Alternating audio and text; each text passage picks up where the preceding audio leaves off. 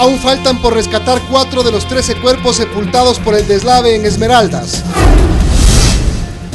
Cantones del Guayas y Los Ríos están bajo el agua. El ejército realiza operativo de control de minería ilegal en Esmeraldas.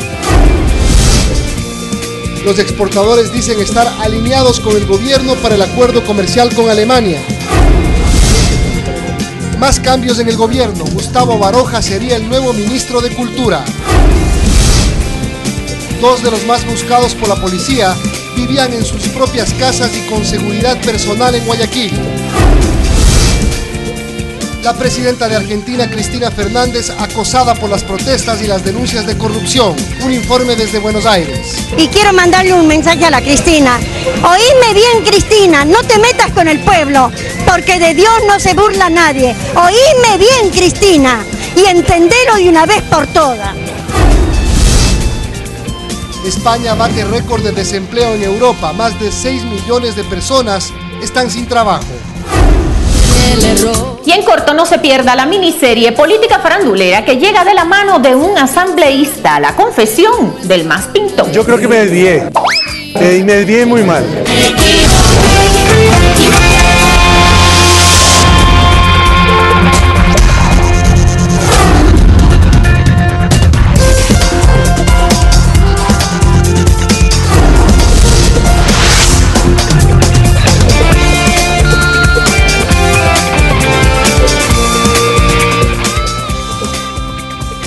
¿Cómo están, amigos? Buenas noches. Un operativo a gran escala en la provincia de Esmeraldas evidenció el daño ambiental que causa la actividad de la minería ilegal. En breve les mostramos las imágenes. Hola, Diana. Hola, Víctor, amigos, muy buenas noches. Empezamos la emisión de hoy con el invierno que tiene a varias poblaciones incomunicadas.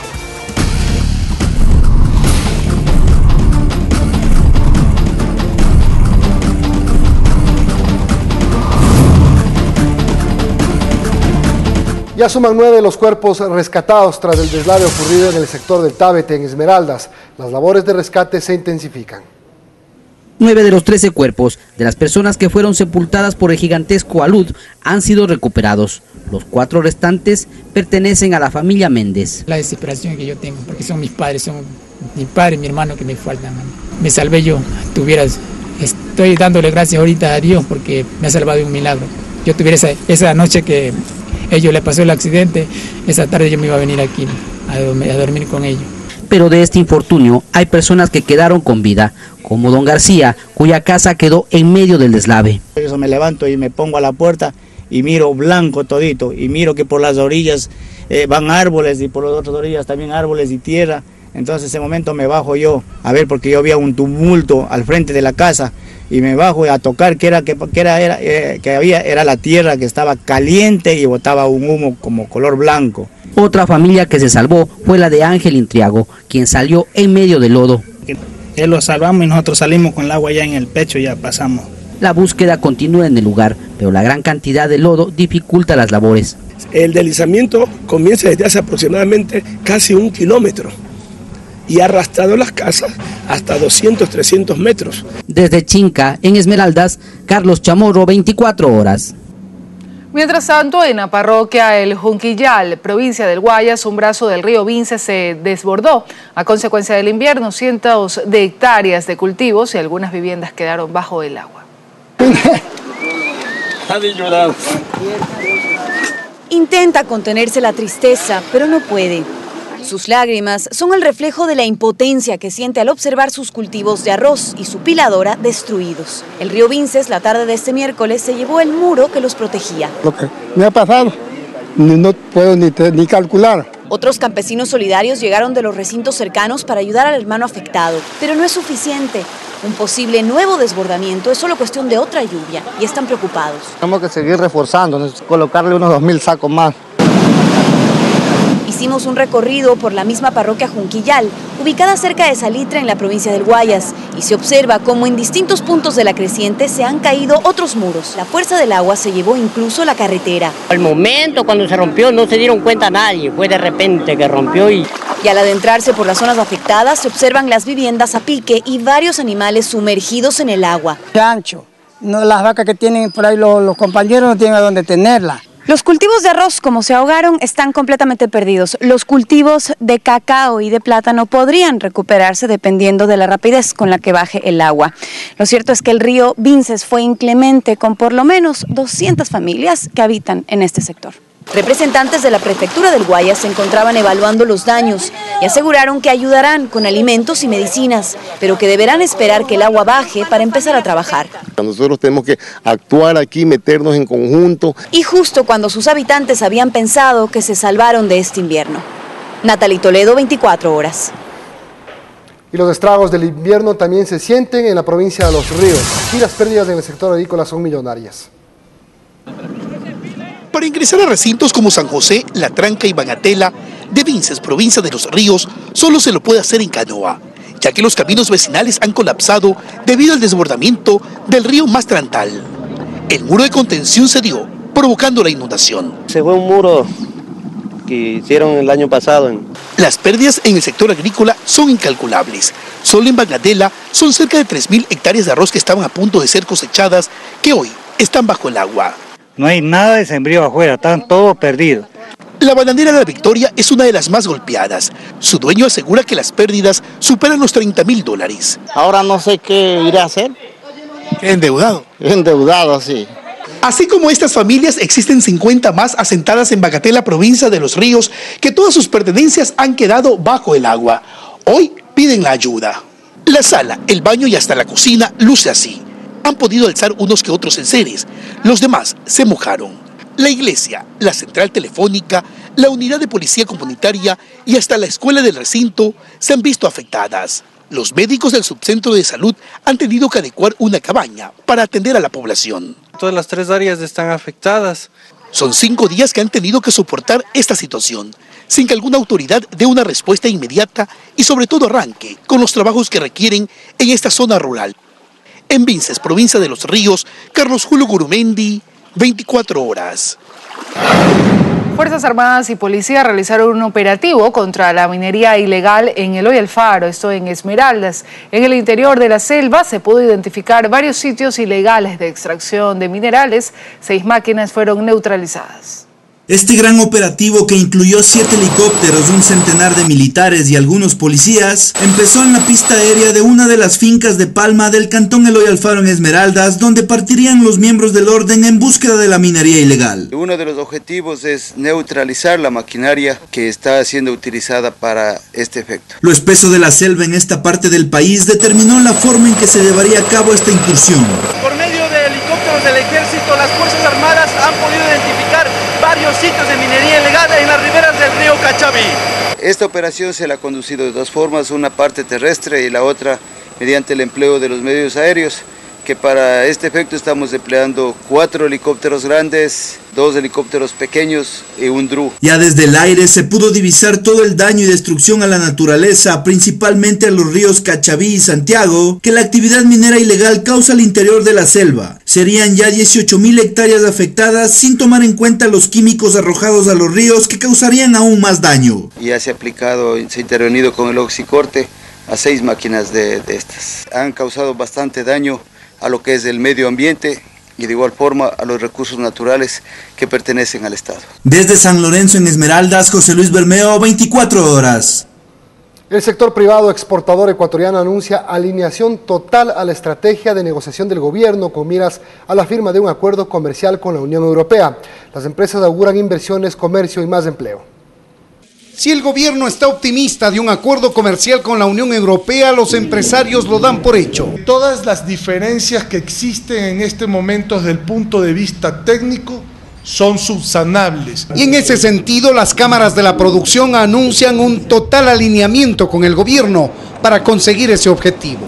De los esfuerzos públicos y privados. El canciller, al evaluar el impulso político que dio el presidente Correa a las estancadas negociaciones con la Unión Europea con su visita a Alemania, dijo que esperan sentarse en la mesa de negociaciones nuevamente, posiblemente en septiembre. Estamos en abril, mayo, junio, sea tiempo suficiente para que acabemos de conversar estos temas pendientes. Seguramente tendrán que esperar que los señores regresen de sus vacaciones, que se toman entre julio y agosto normalmente. No podemos perder ni un segundo porque nuestros competidores ya tienen suscrito eso. Y si de ellos dependería, quisieran hacerlo el próximo mes. Va a garantizar miles de plazas de trabajo de pequeñas, de medianas, de microempresas, de cooperativas, y se estiman más de 1,5 millones de empleos. No quieren adelantarse explicando particularidades de la negociación, porque se delataría la estrategia, pero la Cancillería reveló que existen ya preacuerdos. Una provisión para que productos que son subsidiados de la agricultura europea simplemente no se pueden exportar. En Quito, Freddy Paredes, 24 horas.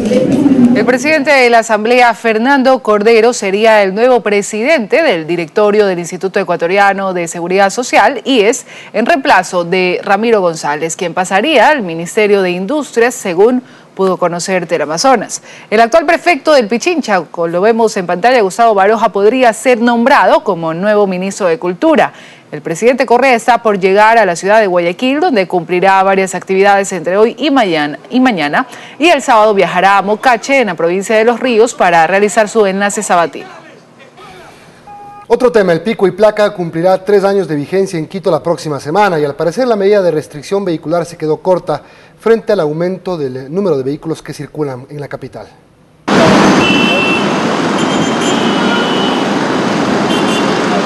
Este es el tráfico de Quito en horas pico. Hay varios puntos críticos de congestión que se vuelven imposibles. Pero frente a la necesidad de pasar por esa vía o tomar esa ruta, no queda más que salir más temprano y emprender viajes de hasta 1 hora y 1:20, cuando normalmente serían de 30 a 40 minutos. Porque la condición económica de las personas implica que la gente compra más vehículos. La decisión de aplicar vía ordenanza la restricción del pico y placa en Quito se basó en disminuir el flujo de vehículos precisamente a las horas de mayor concentración, entre las 7 de la mañana y las 9:30, así como desde las 4 de la tarde hasta las 7:30 de la noche, de lunes a viernes. Dejan de circular entre el 17 y el 20% de los vehículos. Pero la tasa de crecimiento del parque vehicular de la ciudad también es importante. Ha crecido a una tasa de casi el 9% en promedio cada año. Si multiplicamos esa tasa por los 3 años de aplicación del pico y placa, tenemos que ha aumentado el 27% de vehículos en Quito y el pico y placa solo restringe aproximadamente al 20%. Parecería ser que la medida dejó de ser efectiva. Eso es sin duda correcto, porque lo que pasa es que el crecimiento del parque automotor sigue. Por lo que se deberían experimentar otras medidas, dice. Extender este tema a los taxis en Bogotá. Los taxis están incluidos dentro de la medida, pero las multas son el doble. El director de movilidad del Distrito Metropolitano de Quito dice que el tema del tránsito se lo debe analizar de manera integral. Pico y placa no es una medida solita, aislada, ni nunca fue mencionada como una fórmula mágica. Y que el pico y placa solo es una de las medidas adoptadas por el municipio para mejorar el tránsito en la capital. Mejora de transporte público, mejora de señalización, mejora de la carpeta asfáltica, soluciones infraestructurales, promoción del transporte no motorizado. Y se apela a la educación. Según el funcionario, estos congestionamientos se provocan en parte por situaciones de irrespeto de los conductores. Y el carro espera aquí, con lo cual cuando el semáforo cambia a rojo, los vehículos que están circulando en esta dirección no pueden pasar. En todo caso, el pico y placa, la semaforización inteligente, los intercambiadores y pasos deprimidos, así como el mejoramiento de la circulación de los buses de transporte público y la cultura del conductor, requieren un ajuste importante para mejorar la movilidad en Quito. Freddy Paredes, 24 horas.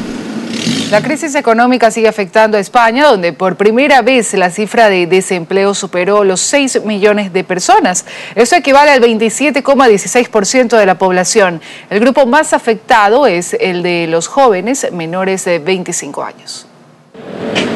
Un paisaje desolador vive España. El país europeo que no logra superar los problemas económicos ahora se encuentra en situación crítica, con el desempleo más alto de la eurozona. Llevo 4 años y nada, y no encuentro nada. 6.202.700 personas se encuentran sin trabajo, lo que supone el 27.16% de la población, el peor dato del país desde 1976. Yo pensaba que no iba a tener nunca problema de trabajar, pero ahora es una situación que no es que me haya acogido a mí, ha acogido a mucha gente.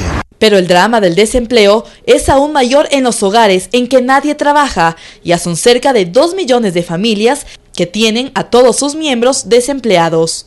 Somos 4 personas y los 4 mayores de edad y sin trabajo ninguno, y cobrando mi mujer y yo la ayuda. Hasta ahora los sectores más afectados por la falta de plazas son el juvenil. El 57.2% de los menores a 25 años no consiguen empleo y el de inmigrantes, un 39%, están sin trabajo. La situación económica en España es cada día más grave y delicada. En el país ibérico, solo 16.600.000 personas poseen un trabajo, un nivel inédito en la nación desde el 2005. Estefanía Garrido, 24 horas. Y a propósito, la Secretaría del Migrante y el Ministerio de Relaciones Laborales de Ecuador firmaron un convenio de cooperación para la vinculación laboral de los emigrantes ecuatorianos que retornen al país a través de la red Socioempleo. Se trata de un acuerdo interinstitucional que facilita el acceso al empleo y la orientación laboral a migrantes ecuatorianos que lo requieran. Tienen dentro de los concursos públicos un puntaje adicional por la condición de migrantes. Miles de migrantes ecuatorianos que residen en el exterior y más de 40.000 que regresaron al país podrán acceder a ofertas de trabajo que se publican en la red Socioempleo. Esos perfiles, adaptarlos y buscar vacantes en función de esos perfiles. Una persona ha trabajado en construcción y aquí mejore su carpeta y tenga mejores posibilidades de conectarse. La Secretaría Nacional del Migrante abrirá un punto de atención de la red Socioempleo para el acceso a información y atención de usuarios en las casas del migrante en el extranjero y oficinas a nivel nacional. Vamos a firmar también un convenio con el Ministerio de Trabajo de España para que efectivamente certifiquen las competencias laborales de los ecuatorianos allá. Este programa piloto que ya se está aplicando en España da la oportunidad a los compatriotas de aplicar al empleo desde el lugar donde se encuentren. Las pruebas serán en línea y una vez obtenido el puntaje correspondiente podrán retornar. Andrea Guerrero, 24 horas. En Argentina, su ministro de Economía, Hernán Lorenzino, abandonó la entrevista de un programa griego cuando le preguntaron acerca de la inflación en su país. Las estadísticas oficiales de Argentina registran mes tras mes la inflación. Creo que el acumulado últimos 12 meses es 10.2. Creo que es un... ¿Puedo cortar esto? No, sorry. No sé, ¿puedo cortar esto un minuto? Sí. Metamicrófono está más ley. Me quiero ir. ¿Ahora? Sí, me quiero ir. No, y además, la verdad, hablar sobre estadísticas de inflación en la Argentina es complejo, ¿ok?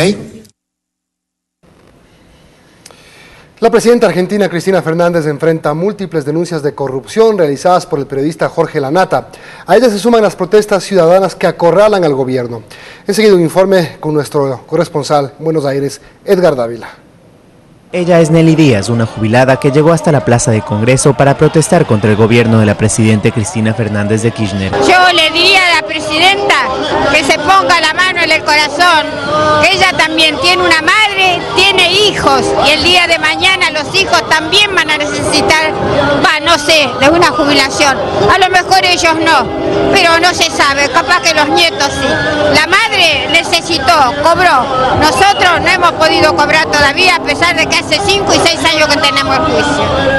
Los caranchos, como denominó la presidenta a los jubilados en el 2012, asistieron con banderas y cacerolas en rechazo a la democratización de la justicia. Y quiero mandarle un mensaje a la Cristina. Oíme bien, Cristina, no te metas con el pueblo, porque de Dios no se burla nadie. Oíme bien, Cristina, y entendelo de una vez por todas.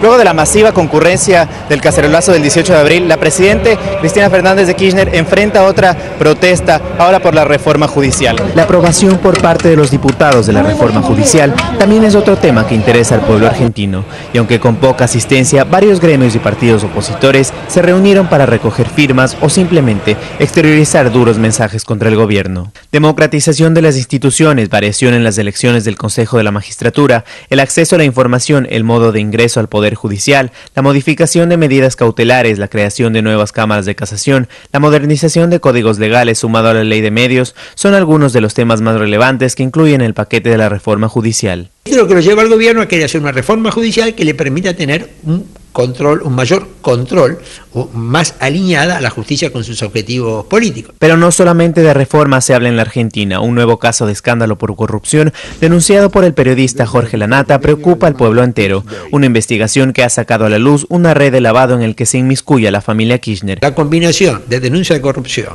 movilizaciones de la clase media, controversia con la justicia, controversia con los medios y una economía estancada es lo que la pone a la presidenta, ¿no es cierto?, frente al momento político más difícil, por lo menos desde el 2009. Salidas de divisas hacia Panamá y Suiza, sociedades anónimas falsas, transferencias bancarias con altas sumas de dinero, son algunas de las denuncias que se empiezan a indagar. Desde Buenos Aires, Argentina, Edgar Dávila Soto, 24 horas. Seguimos. Ecuador lanza esta noche su primer satélite al espacio. Está previsto que el presidente Correa llegue a las instalaciones del ECU 911 en San Borondón, en Guayas, para presenciar el evento. Ahí justamente está Julio César Saona con más detalles. Hola Julio César, adelante. Gracias Milton, amigos televidentes, buenas noches. Así es, se ultiman los detalles acá en las instalaciones del ECU 911, en donde desde aquí se podrá monitorear dentro de pocas horas la puesta en órbita del primer satélite ecuatoriano de nombre Pegaso. Cabe recalcar que esto es parte del proyecto espacial del Ecuador y hasta acá llegará el presidente de la República para ser testigo de este acontecimiento histórico aproximadamente a las 10 de la noche. Pero para esto nosotros les hemos preparado un informe. Adelante. Este es Pegaso, el primer satélite ecuatoriano que llegará al espacio. Su diseño y fabricación fue iniciativa de la Agencia Espacial Civil Ecuatoriana EXA, a cargo del cosmonauta ecuatoriano Ronnie Nader, y contó con el apoyo de la Secretaría Nacional de Educación Superior, Ciencia, Tecnología e Innovación CENESID. Su lanzamiento será desde el cosmódromo de Yucuán en China y está previsto para las 23 horas con 13 minutos hora de Ecuador. Pegaso es un cubo de 10 por 10 centímetros, con paneles de 75 centímetros y un peso de 1.2 kilogramos.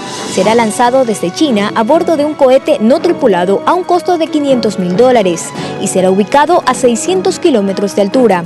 Ecuador tendrá el primer satélite del mundo que enviará imágenes en vivo, pues todos los anteriores se limitan a transmitir fotografías. El satélite tiene fines científicos y educativos. En una primera fase serán 3 los colegios a nivel nacional cuyos alumnos podrán conectarse desde el aula con el dispositivo espacial y estudiar materias como geografía. Vamos a ser los primeros en el mundo en poner una webcam en el espacio que va a poder ver no solamente a nuestros niños en sus escuelas, sino todo el mundo. Joana Ramos, 24 horas.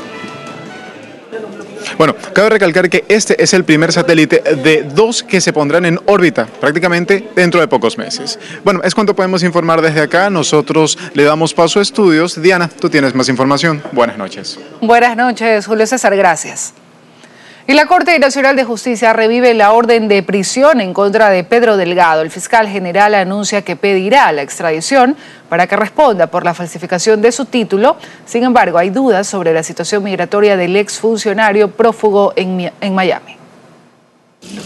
La decisión de los jueces fue ampliamente motivada. Dicen que los indicios del cometimiento del delito por parte de Pedro Delgado son claros, que al haber falsificado su título podría enfrentar una pena de entre 6 y 9 años de reclusión y que no tiene motivos para no enfrentar a la justicia en Ecuador.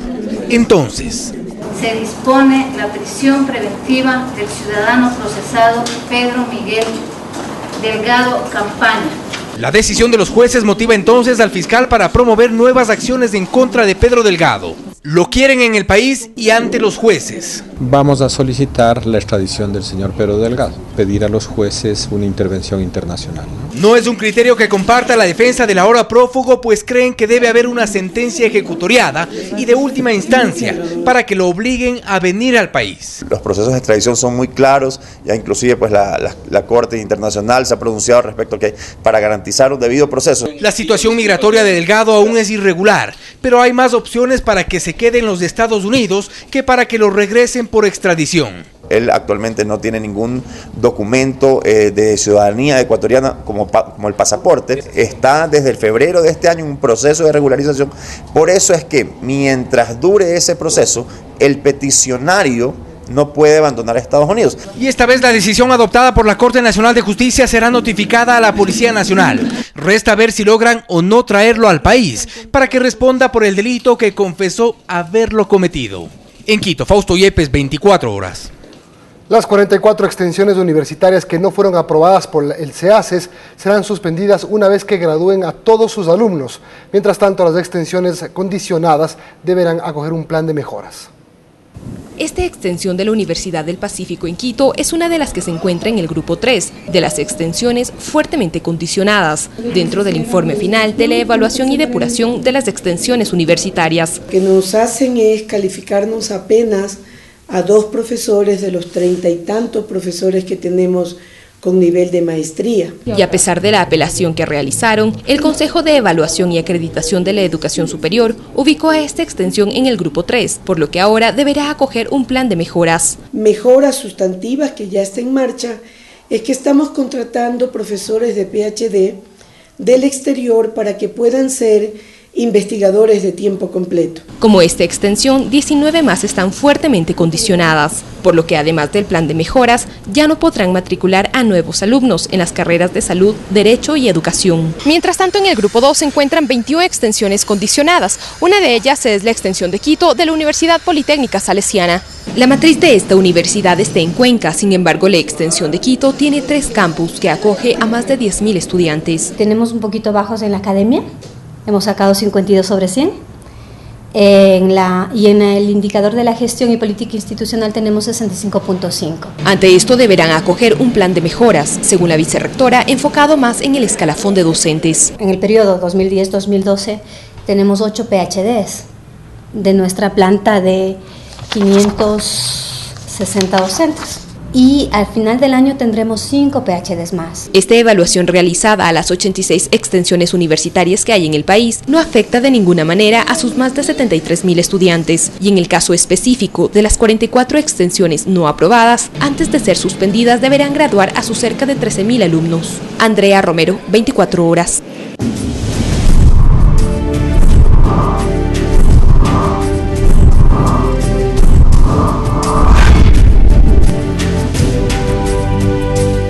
Durante los últimos 2 días hemos evidenciado una serie de problemas en el sistema de atención de emergencias en el país, pero a pesar del déficit de ambulancias y paramédicos, decenas de vidas se salvan todos los días. Finalizamos esta investigación con algunas soluciones a mediano y largo plazo planteadas por las autoridades de salud. Sarita Navarrete vende caramelos en la calle y vive con su hijo de 3 años. Un fuerte dolor de abdomen le obligó a llamar al 911. La atención inicial no fue la que esperaba. Sí, primero la pregunta, yo con el dolor que ya no avanzaba. Después esperé un momento y ya le paso con el doctor. Otra pasada, otra lista de preguntas. Esperé otro momento, ya le paso con otro doctor. Esta realidad revela que no todos los agentes que contestan las llamadas de emergencia están preparados para evaluarlas. Nosotros estamos en este proceso de mejorar nuestros procedimientos operativos. La falla en la atención de llamadas y la falta de ambulancias son las principales causas para que haya emergencias que se atienden hasta con 1 hora de retraso. El gobierno implementará en mayo 200 ambulancias para emergencias en el país, para alcanzar la recomendación de la Organización Mundial de la Salud. Estamos plegando algunas instituciones del ECU 911 tratando de que se cumplan las normas internacionales de que lleguemos antes de 7 minutos a una emergencia. Y es que otro problema es la falta de paramédicos y preparan una solución a largo plazo. Sabiendo que tenemos que tener talento humano para que operativice las ambulancias, el Estado va a asumir esa responsabilidad bajo capacitación. La convocatoria saldrá en un mes y va a durar el proceso 2013-2018. Sarita finalmente fue estabilizada y trasladada a tiempo a un hospital, lo que significa que a pesar de las dificultades, los equipos de emergencias del gobierno hacen un esfuerzo para cumplir con su trabajo. Los paramédicos mismos hicieron todo ese trámite hasta dejarme adentro ya con la doctora. No me dejaron en ningún momento sola. Pero otras emergencias producidas esa misma noche no fueron atendidas. Debemos incorporar más ambulancias, debemos incorporar más UPC, más motos, más policías, más paramédicos, más unidades de control de tránsito, más unidades de bomberos. eso debemos seguir fortaleciendo. El ECO 911 atiende alrededor de 4.000 emergencias al día, pero hay miles de emergencias que no se atienden, principalmente por el déficit de ambulancias que supera el 50%. El Consejo de la Judicatura presentó oficialmente el plan estratégico de la función judicial que busca mejorar la administración de justicia en el país. El plan comprende 5 ejes, uno de ellos combatir la impunidad. Solemnidad, autoridades de gobierno y auditorio lleno para oficializar el plan estratégico de la función judicial. Es que el Consejo de la Judicatura busca hasta el 2019 promover una justicia más eficaz y transparente. El sistema procesal sea un medio eficaz para su consecución, como manda la Constitución de la República. El plan estratégico tiene 5 objetivos, resumidos en la transparencia y calidad en prestación de servicios, óptimo acceso a la justicia, modernización de servicios, institucionalizar la meritocracia y combatir la impunidad. Una de las estrategias es la elaboración de un nuevo Código General de Proceso para establecer la oralidad en todas las materias. Conseguir un servicio de administración de justicia, como aquí se ha dicho, oportuno, accesible. Pero para esta abogada penalista en libre ejercicio, encargada de varios casos, que día a día va y viene de los juzgados, asegura que el cambio en la justicia no radica en más leyes. No es de leyes tenemos, sino de aplicación igual. Araujo indica que no hay seguimiento de las causas a través de un mismo juez y una audiencia puede convocarse después de 2, 3 o hasta 4 meses, dice. Es un cambio de jueces permanentes. He tenido 5 jueces que han llegado a conocer un caso. Para el gobierno la justicia es igual para todos. Justicia con la ley en la mano. Sin embargo, esta abogada no entiende por qué ciertos casos son evacuados más rápido que otros. La justicia debe ser pronta para todos. En Quito, Ana María Cañizares, 24 horas. Administrar negocios o salir a comer en familia eran las actividades que 2 de los delincuentes más buscados por la policía realizaban con total normalidad en Guayaquil. Esta semana uno de los zampones fue capturado, mientras que el otro asesinado. Marcelo Manuel Chuquicusma Medina, alias El Gordo Marcelo, fue detenido el pasado martes en su vivienda ubicada en el suroeste de Guayaquil. Chuquicusma era buscado por la policía desde el 15 de mayo de 2012, cuando se descubriera su implicación en el robo de un contenedor cargado de electrodomésticos. Desde esa fecha tenía boleta de captura y además estaba en la lista de los delincuentes más buscados por la policía. Según su abogado, Chuquicusma no tenía por qué huir y prueba de ello es que nunca se cambió de domicilio. ¿Tu defendido vive aquí en esta vivienda? Sí, toda la vida he vivido en esta vivienda. En el barrio realizaba todo tipo de actividades, desde fiestas populares, bingos hasta la administración de pequeños negocios. Otro caso, Roberto Freddy Villavicencio Valverde, el cuarto en la lista de los más buscados a nivel nacional, vivió 8 meses en una urbanización privada en el norte de Guayaquil.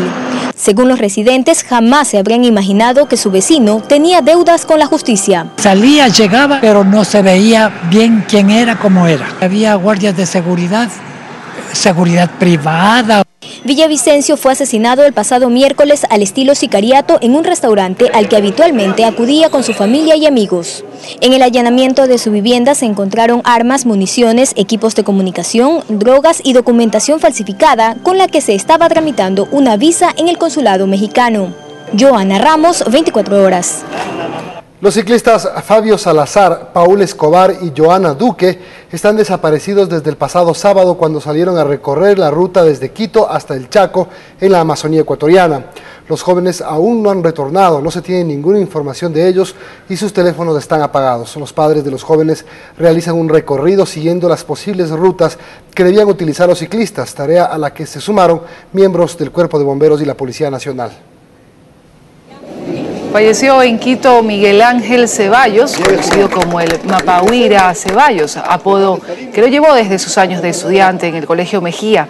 Miguel Ángel Ceballos murió a los 91 años y la intelectualidad ecuatoriana lo recuerda como periodista, político y experto en temas aeronáuticos.